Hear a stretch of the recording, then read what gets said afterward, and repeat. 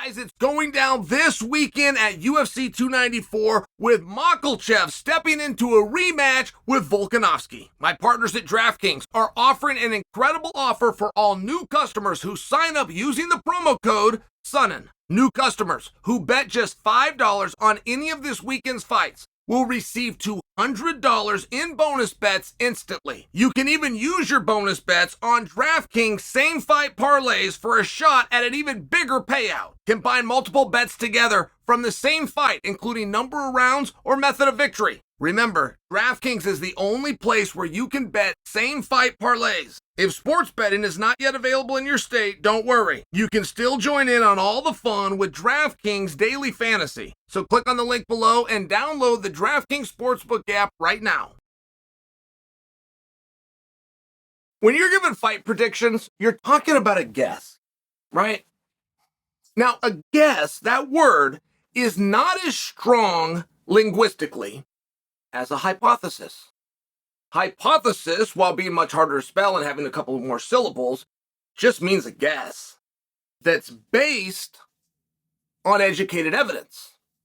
That's where it changes and that's where it becomes stronger.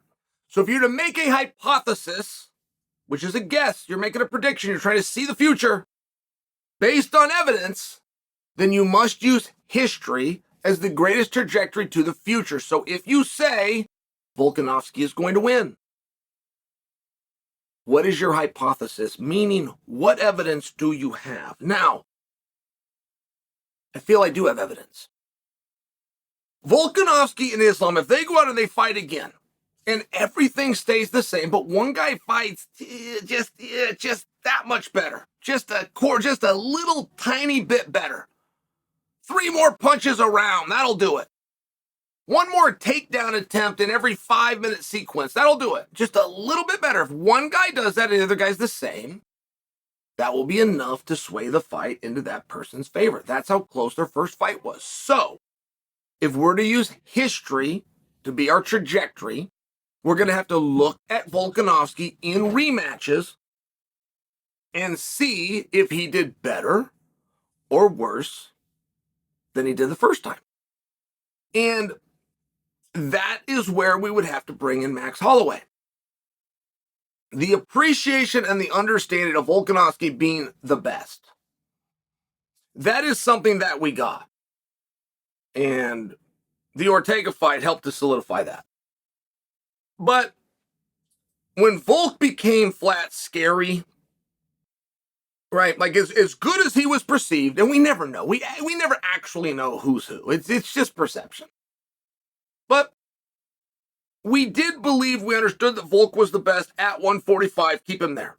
Don't even have a talk about moving him to 55 and moving him to... Keep him right here. He's found a way. He can beat all these guys. He's studied these guys. He's watched these guys. He's the perfect size for these guys. That's what we believed. When we saw Volk extend the gap between himself and Max Holloway in the third fight, which history says he can't do. History says the rematch favors the younger fighter. I thought Max beat him in the first fight. I strongly thought Max beat him in the second fight. There was nothing remotely competitive about the third fight, and it favored Volkanovski, and that is just not the way history plays itself. This was a one-off. It was a unicorn. But that was still the night where we went from appreciating and acknowledging the greatness that was Volkanovski to standing back and having an open fear. That was the night he became scary. And it was also the night where we said, we can't just contain him to 45. We don't actually know what this guy's ceiling is. It was incredible. And I don't know how he did it. Taking that fight with Max on short notice, which Volk did, which is very similar to what Volk's getting ready to do, and eliciting the single greatest performance of his career. Widening a gap over the best featherweight to have ever done it. I don't know that you could say that about Max anymore. You for sure had to say that about Max. I don't know if you can say that now. It appears that now you have to say that about Volkanovski. But it's a really big deal. It's a really big deal because somewhere he learned something about Max. He never should have taken that fight. It was wildly risky. He did not owe it to Max. He did not owe it to the promotion. He did not owe it to the fans. He didn't even owe it to himself. He beat a guy and then he beat him again. We're done. We are done here forever. Say whatever you want about me. It won't work. Throw as much dirt that I'm hiding and ducking you and run. It won't work. I gave you 2 shots. It won't work. He gave him a 3rd shot and he gave it him on short notice and he ran away. He won every single round and it was brutal. It was brutal. That fight could have been stopped. That fight could have been stopped after 10 minutes. Nobody would have complained.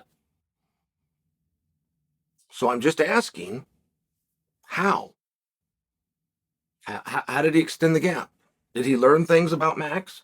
Did he lose respect for Max?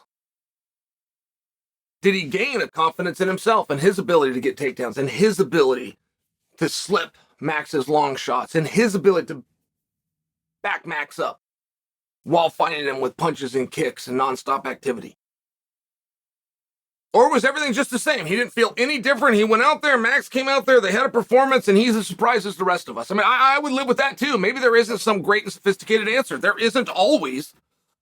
But I am accurate when I tell you, Volkanovski, if we look at his history of fighting somebody and then fighting them again, he fights them better the more rounds and the more time he has with them. With the example of Max Holloway that I just gave you. Now let's go look at Islam. Can you say the same? And wouldn't it be fair to say that Islam can't do that? I don't know of a rematch he's ever had. We were about to see one with Oliveira. But preparing for a guy who you fought for 7.5 minutes, which is what Islam did. Every day you've got in your mind, in your motivation, in your hard work, in your effort, you know I'm fighting a guy who I fought for 7.5 minutes.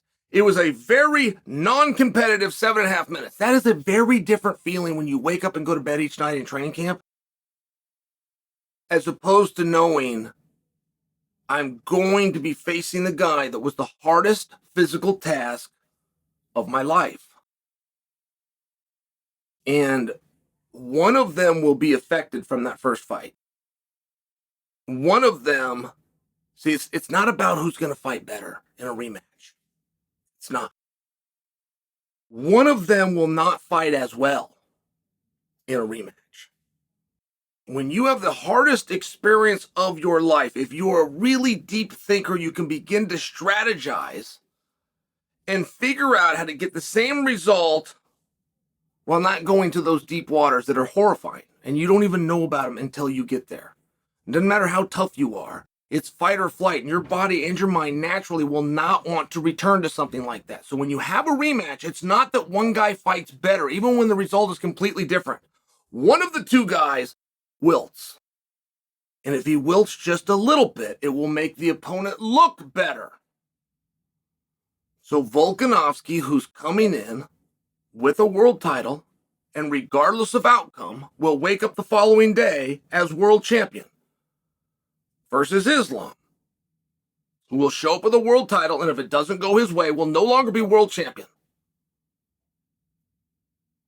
Which one of them do you think has the motivation? Which one of them do you think is in a better spot? And we haven't made a very big fuss about the location, and I appreciate that. I don't think Perth helped Volkanovski, but many people do. I don't think Abu Dhabi is going to help Islam, but many people do. Many people act as though Islam is from Abu Dhabi, which he's not. It's an interesting concept, but I'm going to call that a wash. And I'm here to let you know, this rematch isn't about who learned more and who's going to fight better. It's about who found that experience to be more trying and doesn't want to go back to that same spot. Who is going to perform less to avoid returning to that uncomfortable position. Whoever that is, the opponent will be the winner.